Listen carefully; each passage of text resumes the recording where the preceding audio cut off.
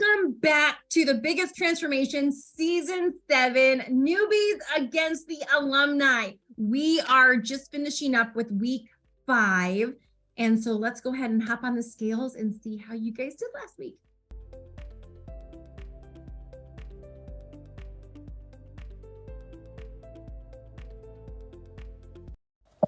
Okay, Vara. 171.8. Trisha 223.8. 276.9. Jewel. Judy Simpson 146.6. Decibel Iho 171.8. Mary Starr 135.6. Catherine Sloan 215.6. Paula 160. Carmen Afia 178. Stacy 235.6. 153.5. Heather Ann 175.2.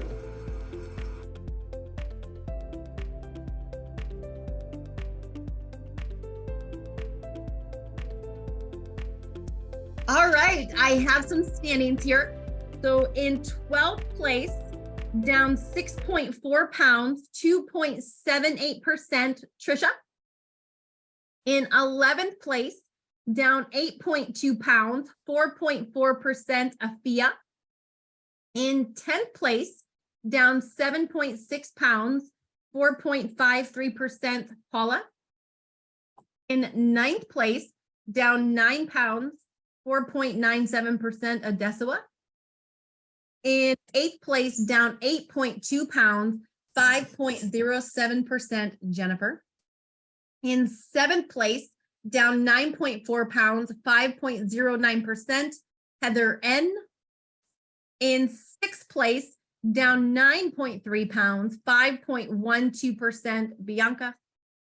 In 5th place, down 18.1 pounds, 6.13%, Jewel. In 4th place, down 14.8 pounds, 6.42%, Catherine.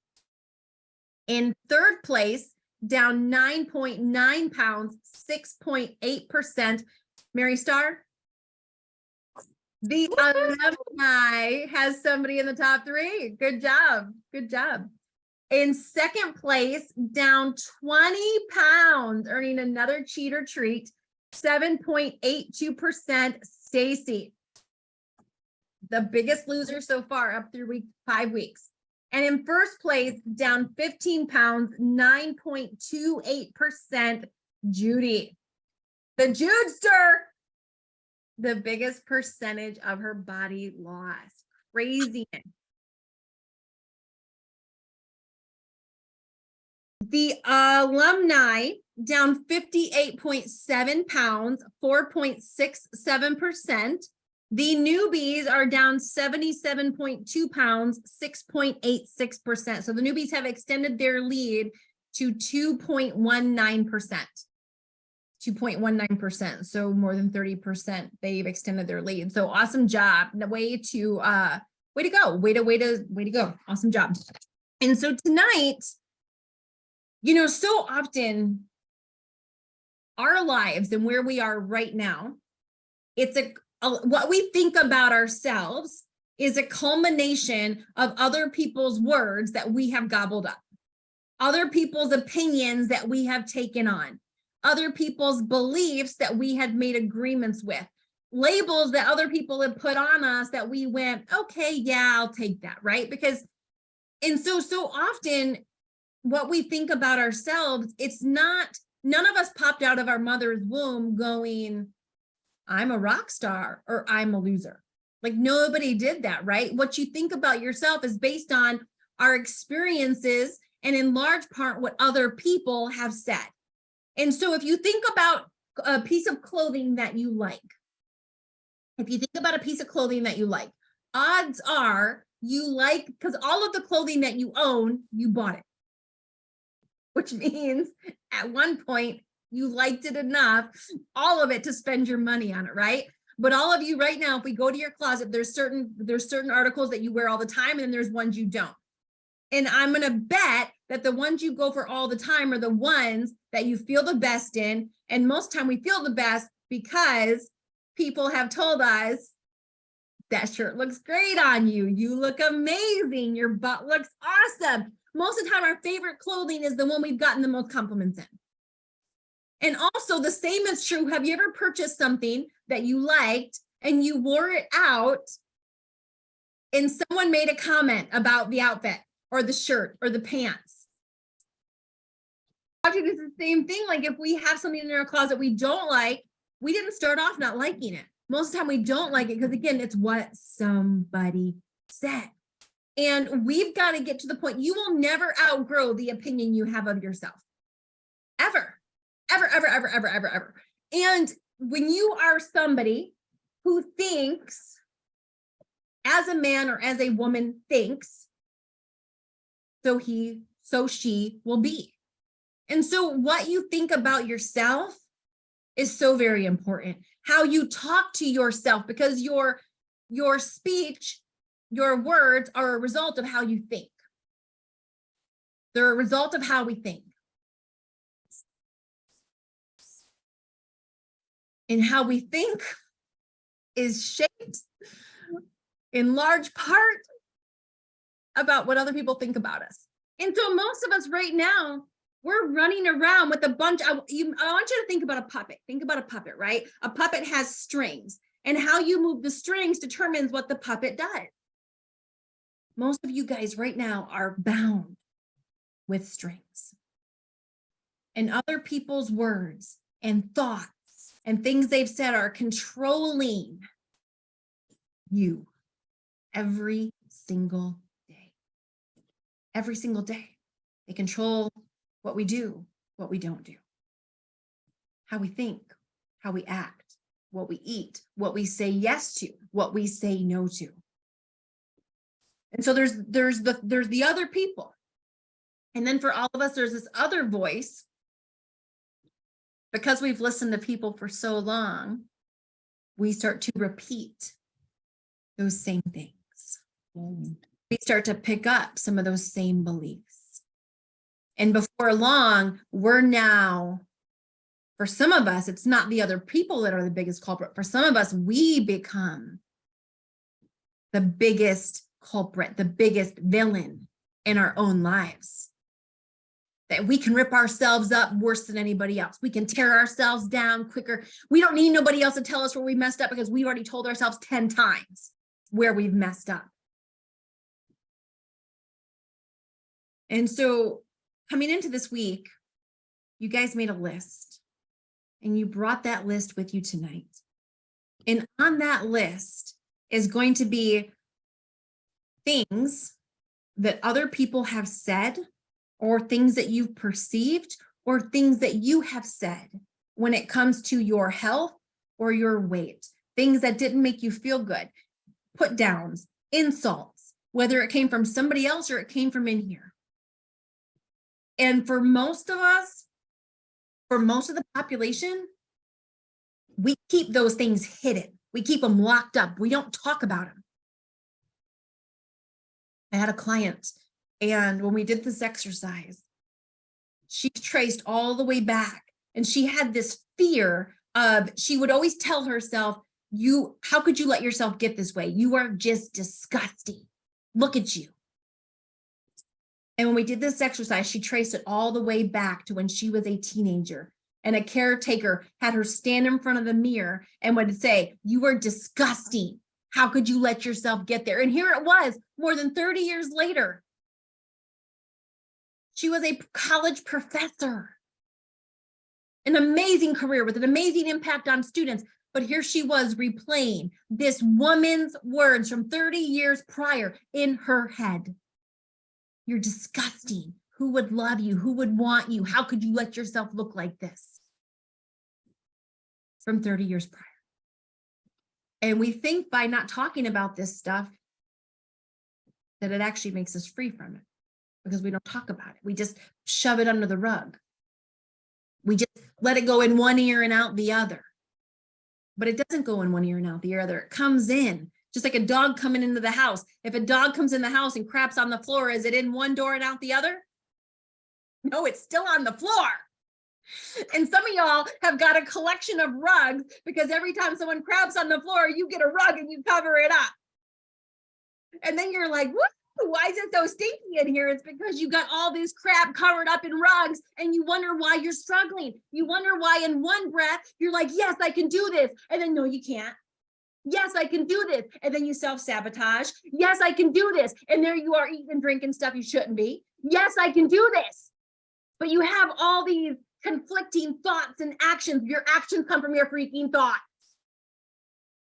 And what we keep in darkness controls us.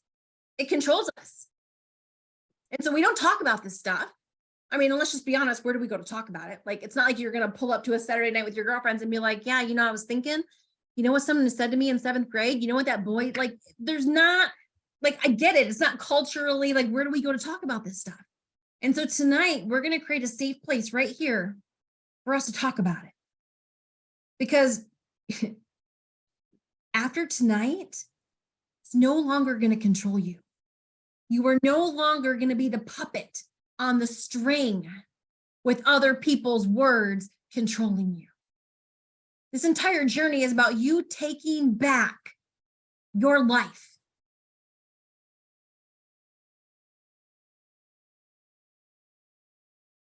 So my list is what I came up with is not so much what they said or what they did or didn't do. And it made me say about myself, I'm not important. I'm not important enough to pay attention to protect, to discipline, to give me limits. And I say I'm not enough, I'm not valuable, I'm not smart enough, I'm a poor communicator, I'm a bad mom, I'm a disappointment.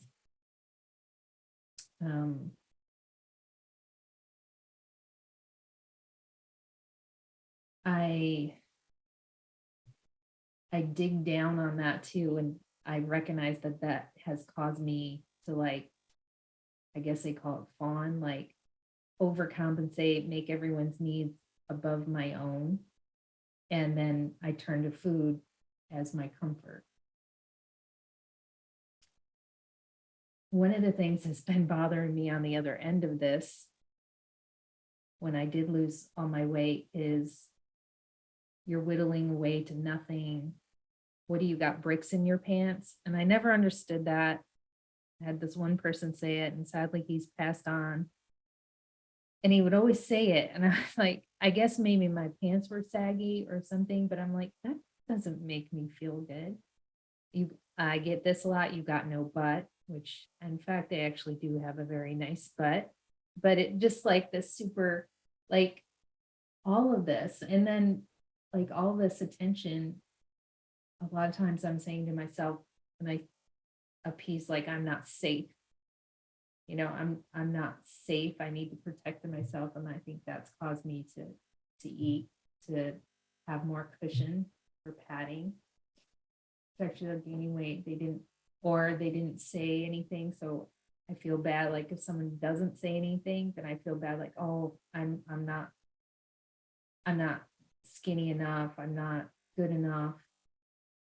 But one of the things that I've really found too is when I see old Facebook pictures of me from a couple years ago, I say to myself, wow, you are so big. You had so much acne. You're a hypocrite. You're a wellness doctor, and you were teaching people, and you were so unhealthy. You're so fat. You can't do that. Why didn't you use the things you have? You're a loser. You don't deserve the success you have. You're not enough.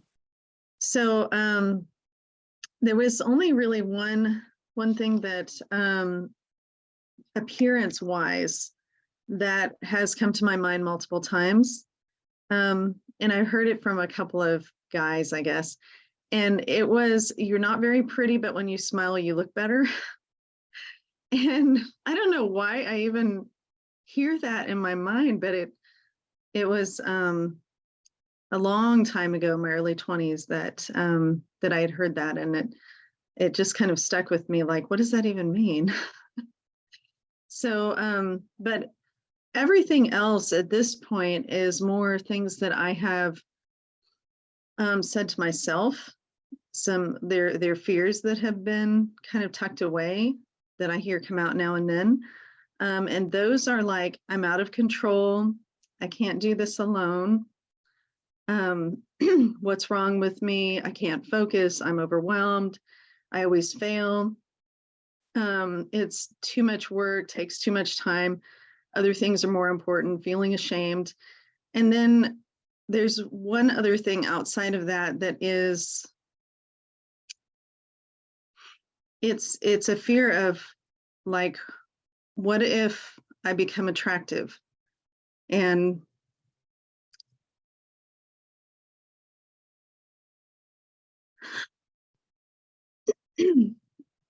I don't want to be drawn to other men. Like, how do you deal with that? And that comes from also a feeling of a lack of self-control again. It's like, I don't want to feel like I'm out of control. I don't want to be drawn to somebody else that sees me as attractive, and I don't want to be attractive. So those are deep feelings that I didn't quite know were there. So that's what's come up this time. This exercise was a little interesting, going through it a second time and having the ability to reflect on what are some of the things that are still there, as well as what are some of the new areas that have become part of who I am now and what I'm saying to myself. So some of the things that, with regard to weight, that were said to me that still ring in my mind is that you're too pretty to be so big. And that's something that people have said my entire life. And they've put such a, I guess, importance on what my face looks like, and as if to say that that is all of who I am. You would be prettier if you lost weight. If you keep eating, this is something from my childhood, you will be big as a house. I am lighter skinned African-American woman, and people would call me Big Bird because I am tall. I'm 5'10" and bigger, you know, and people will call me Big Bird. And so those are things that continue to ring in my mind. And I'm very cognizant to make sure that I don't say those things, or people don't say those things about anyone that's in my life. Now that I have lost 50 pounds from where I was January of last year, I have noticed that I am self-sabotaging myself, even in this process. And that self-sabotage comes from this imposter syndrome and being at a place where I've not been this weight in a very, very, very long time. And so when I finally hit this weight and I'm feeling very comfortable in my skin, and I feel like this is the best you've looked in a very long time, you have a little bit of imposter syndrome, and also a little bit of self-sabotage where you're like, you're fine. You look good, you're fine. And then people start saying that. How much more weight do you want to lose? I'm like, well, I still got like almost 15 pounds to go. Oh no, you don't need to lose any more weight. And so you start to self-sabotage, and that imposter syndrome of, no, this is not where you're supposed to be. You're supposed to be 20, 30, 40, 50 pounds heavier. So it's talking to myself from a new lens and saying, no, I'm supposed to be 165, and I am going to reach that weight. And when I reach that weight, I am going to build muscle. And that's where I'm supposed to be, and getting comfortable and confident and accepting that, and not feeling like I don't deserve that. I'm not supposed to be there. So a couple other things. When I do go off track, telling myself that you're not consistent, telling myself that you're not focused, telling myself that I am, this isn't, you weren't meant for this, you're just meant to just eat normally or not normally, eat like you were and hope for the best. So those are some of the things that I have to continue to work on so that I am speaking differently to myself. So having worked through a lot of stuff in season 4, it was interesting as well going through this, because in season 4 and prior to season 4, I've walked through a lot of forgiving other people. But what I've noticed this time, it was I need to forgive myself. I recognize that there's limiting beliefs that are holding me back, that go to the core of there is something wrong with you. You will never succeed. Fear of stepping out and wanting to be who I truly am.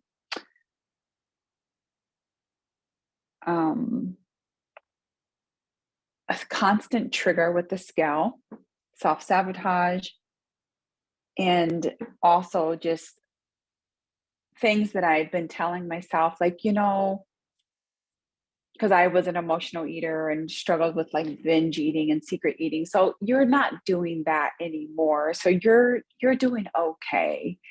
And also, the other one that I realized is, and this may sound crazy, but I feel like I need to say it, is that I was lying to myself, but I wasn't realize I was lying to myself.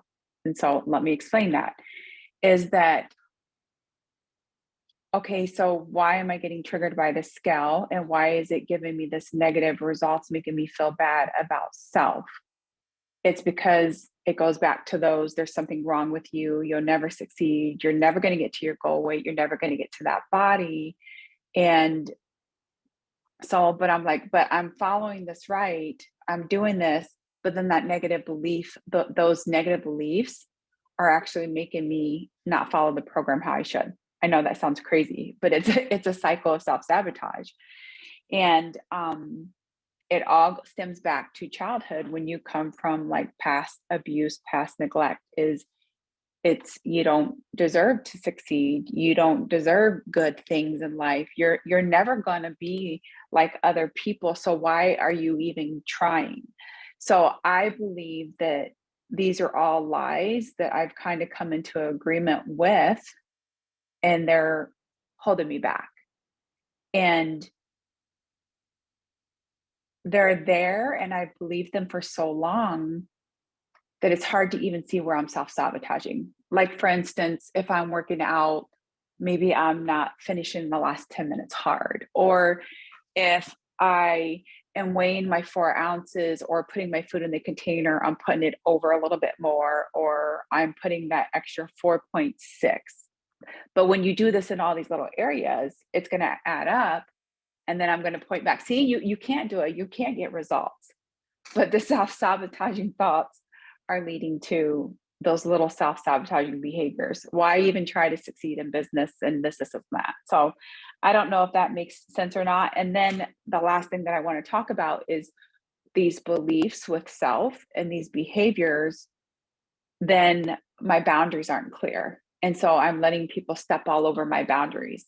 And then it's another going back to self-sabotage. So if you look at all that, it goes back to self-worth. I don't deserve to be healthy. I don't deserve to achieve. I might as well just stay stuck here. And so I'm bringing that all to the table tonight. And when I was writing this and processing it, I mean, I did cry, and I was able to see the limiting beliefs on paper. But I'm like, you know what? I'm gonna work through this because I'm ready to succeed. And I've forgiven everybody else, but I don't think I have forgiven self. So I had put a lot on the table the first time around, and I forgave so many people and so many things. But there's one thing that I've been really sensitive to, and I'm having a hard time getting over. And that is when I was in high school, And this one particular person who I thought was a good friend, always made fun of a wide butt.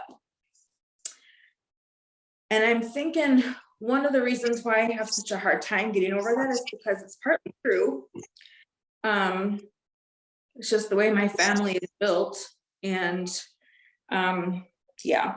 And the other one that's really been bugging me lately is there's a close family member who makes, I don't want to say makes fun, but they're very judgmental of how people look, and especially large people.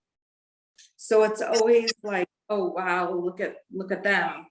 They could lose, you know, could stand to not eat a meal and things like that. But then it makes me wonder, what do they think of me?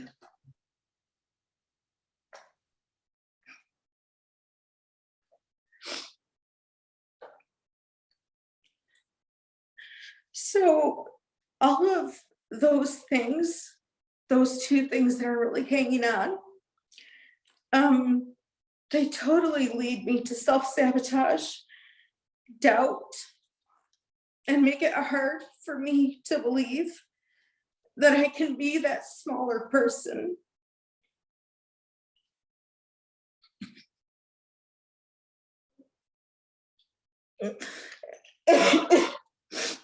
Sorry.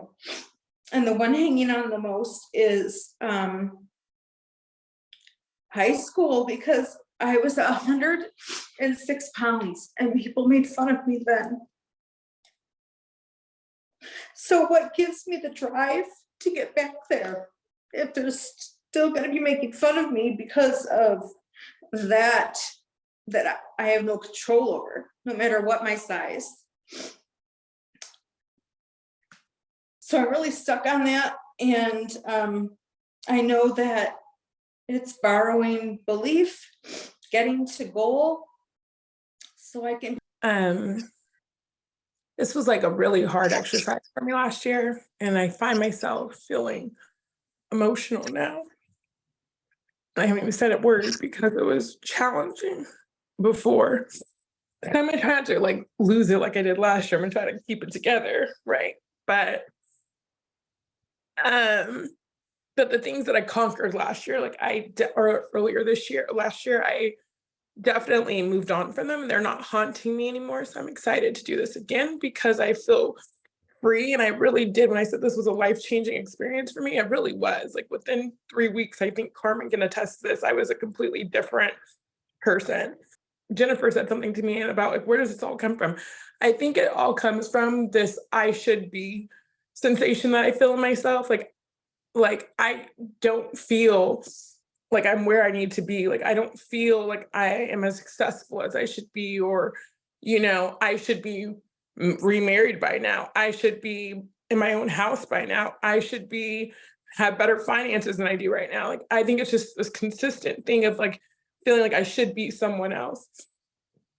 And the honest to God truth is that my friends and family see me in a different light and in a bigger vision than even I'm capable of seeing myself, which is a big disconnect, you know? And I saw that last week when even Carmen, you told me, you know, hey, you have all this potential. Like, I don't see the potential. So, anywho, here we go. I have a lot of sensations like, I don't deserve this. Like, that's the thing, is like, I'm not deserving of this positive thing. I'm not worthy of what I'm getting. I have a lot of sensations about like, I'm not good enough. I'm not trying hard enough has been like a consistent thing in me. Like I can't get out past the 170s. Like you're never going to be past the 170s. Why even try? Like, because you're not trying hard enough. You know, this person can lose 20 pounds, but you're going to always just lose 1 pound or 0.5 a pound because you're not trying hard enough. And if you were to just figure it out, you know, it'd be fine, which is not true because I'm doing the best I can do. I'm not ever going to be the best. I'm not at my best. So why keep trying? Like, just give up now. they're smarter, they're better, they're more talented than me comes up in my head a lot of times when I think about like where I could be. It's like, well, you're not ever going to get there because they're just smarter than you. They're better than you. They have more resources than you. This one hurts too. Like, no matter how healthy I get, no matter how much weight I lose, my health will never improve. I will always be sick. I will constantly be sick. I will always have something going on. Your stomach will never get flat. Like, why even try? Your stomach's never gonna get flat. You're letting everyone down in your life. You're a terrible mother, daughter, sister, friend, teammate, castmate. I don't belong here. And I'm failing, and I will continue to fail, and I will always fail. And then when people are like really nice to me, or when they're like, hey, people all the time come to me and say like, wow, Dessa, like you really inspire me. And I'm thinking they're just lying. Like, what about? I'm like, oh, it's whatever. They're like, oh no, you look at all the things you've done. Like, I'm just like, oh, it's whatever. It's no big deal. Like, I don't know why you look up to me. Go look up to her. She's better than me. Doing this exercise was challenging for me, just because I've already been kind of doing this work, and a lot of it stems from when I was younger, probably starting at like the age 5. Yeah, so a lot of what I've told myself throughout the years comes back to a certain person. I'm not going to say who. It does come back to a certain person. When I was younger, that told me that I was not worthy, not good enough. I looked just like my mom, but thicker, chubby.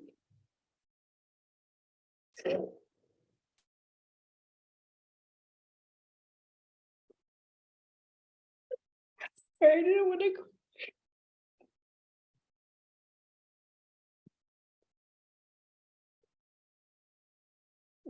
Harry,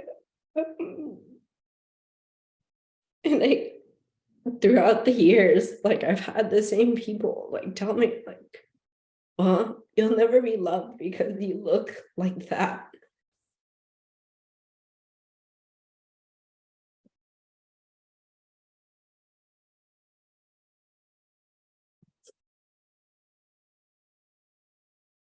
And being in a male dominant organization, it's hard because sometimes they don't understand what you're going through behind the scenes. So when I had the period of going through losses and my weight was like obviously fluctuating, not in a good direction, I had some people tell me like, you're basically shit. They said you're a shit soldier.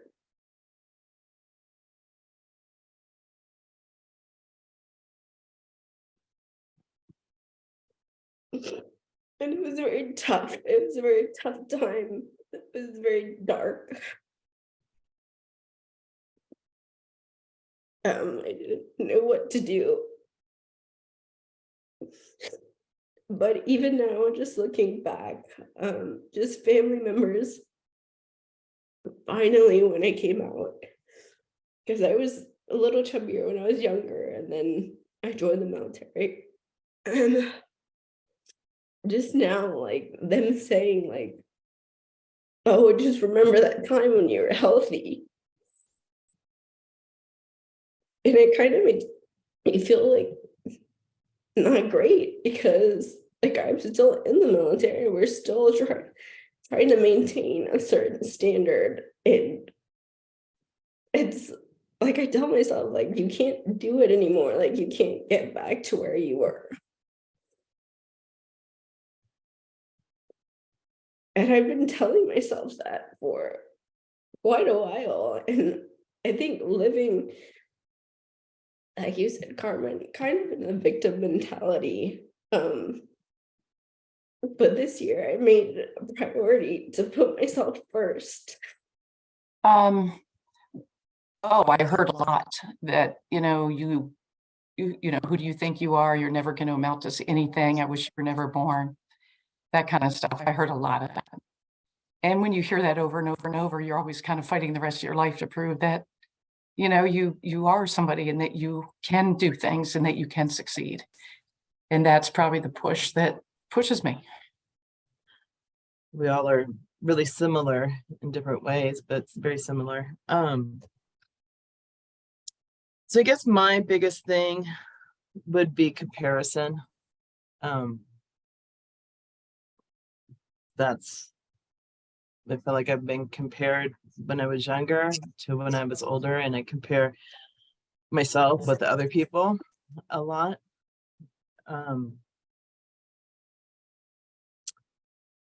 Yeah, I say that I'm not smart enough.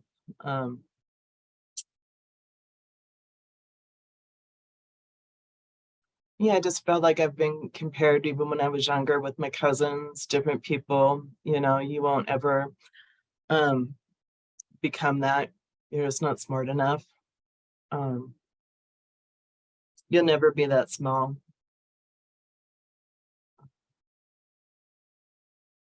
So the biggest thing that I remember, the voice I heard in my head. And even though I'd been through this 12 steps and I wrote letters to people, especially my ex-husband and his new wife, which turned out wonderful, I heard, "You're nothing but a piece of shit." And I was talking to my daughter today, and I told her that's the thing I remember.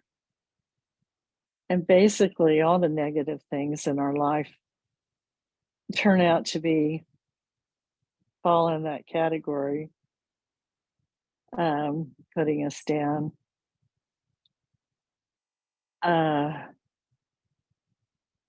So I'm gonna just jump right in here. So as I was taking my notes, I mean, I'm my own worst critic, so I have a plenty fine list of things that I don't necessarily think of them like these are things I say to myself. They're just thoughts that come in my head that appear to be true.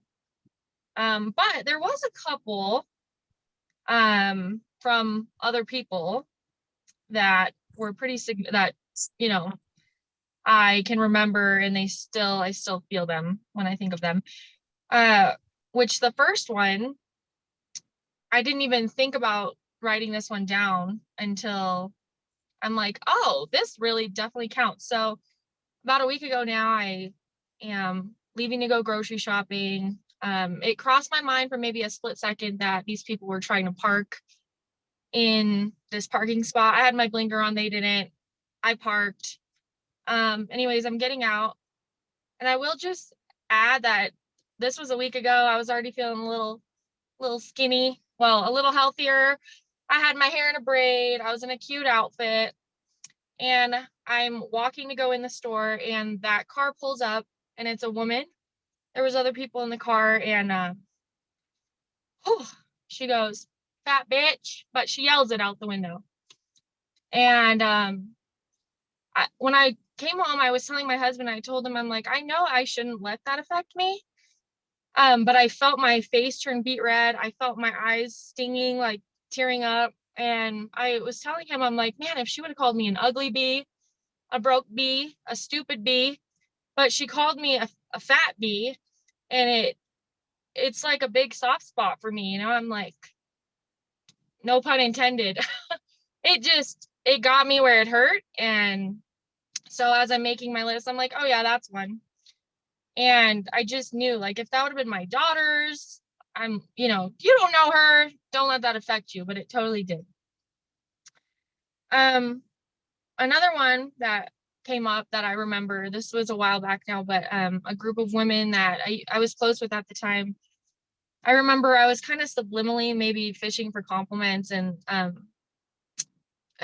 most of them are like older than me, maybe 1 kid or 2 kids. And I said, yeah, I know I've got like some wrinkles and I feel like I look older than I do because I have all these kids. And I remember one of the ladies saying, yeah, kids will do that to you. And they were all laughing, and like nobody was like, oh, you look great. And I'm like, it just gutted me. I'm like, oh, like I'm wrinkly.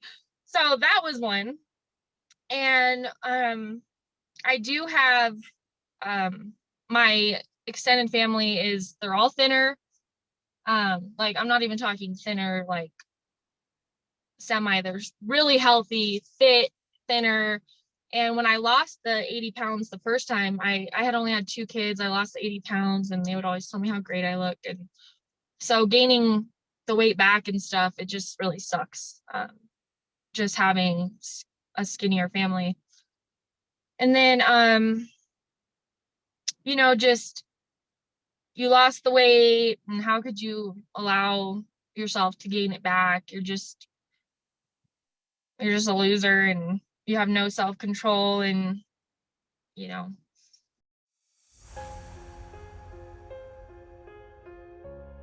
On behalf of the other people who criticized when you had extra weight, who judged when you had extra weight, and then judged when you didn't, which left you feeling in a position of, I'm danged if I do, I'm danged if I don't. I can't make anybody happy no matter what I do. On behalf of anybody who has made you feel less than, made you feel that you weren't worthy, made you feel that you didn't belong, made you feel that you weren't wanted, made you feel that your success in some way was anything to do with luck, on behalf of yourself, for self-condemning thoughts, for the criticism, for being your biggest critic instead of your biggest cheerleader, for thinking that you got lucky, for thinking that you weren't good enough, that you didn't belong, for any of the ways that you cut yourself down. Please forgive me.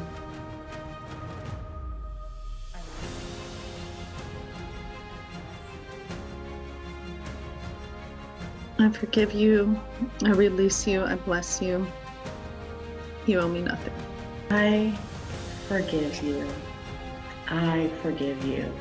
And you said a lot more than I ever even articulated with my list, but I know you know me, so I forgive you and thank you for speaking into me. Thank you. Feedback, Carmen, and I choose to forgive them and myself and bless them and bless myself. And I release them, and I release the lies that I've been holding on to, that I've attached myself to. Forgive you and I release you.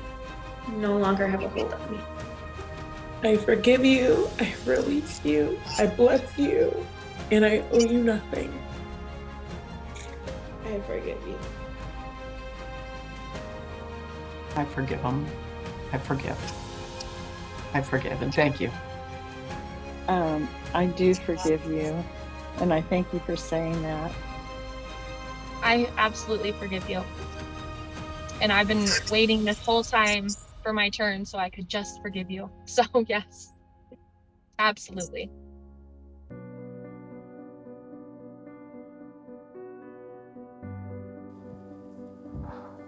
Oop, probably not the best. Building smoke. Not the smartest way to do it, but we got snow. Yeah. So there it is. Did I create a fire in the house, honey? Alrighty, I'm burning my list.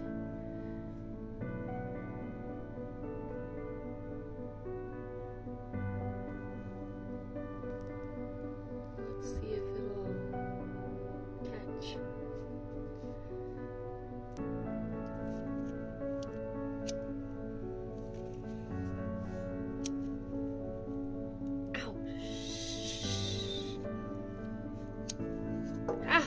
This is harder than it looks, y'all.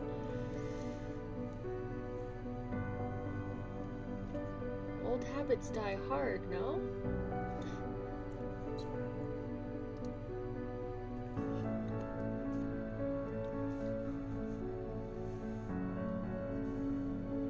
Okay, there it goes.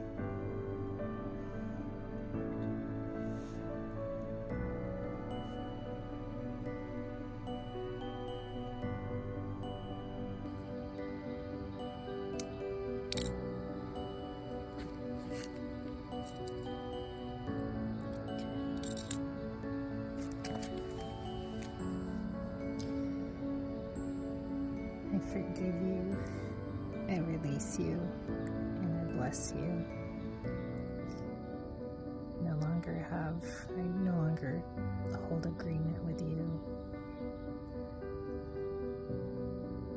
I don't believe your lies. I speak a new truth.